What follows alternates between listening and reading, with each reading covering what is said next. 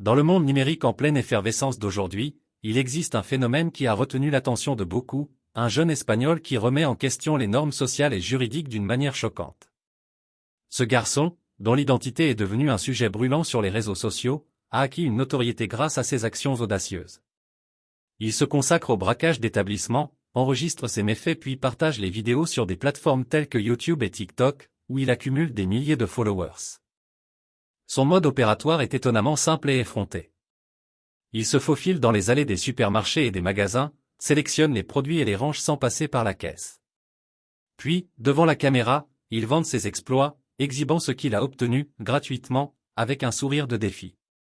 Ces vidéos documentent non seulement ses vols, mais montrent également comment il s'adonne à manger sans payer dans les restaurants et les cafés.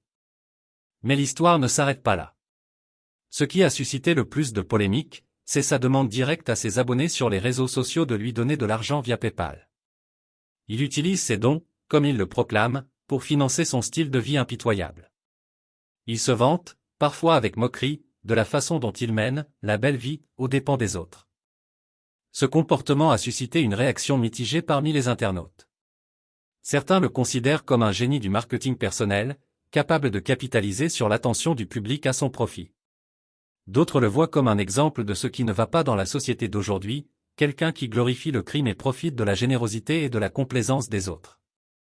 Les autorités et les entreprises concernées par leurs actions ont exprimé leur inquiétude. Non seulement elles font face à des pertes financières, mais elles sont également confrontées au défi de protéger l'intégrité de leurs établissements et de leurs employés.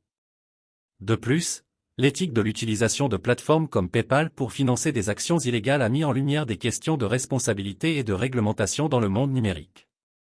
Bref, ce jeune Espagnol a bouleversé les réseaux sociaux avec son mode de vie controversé.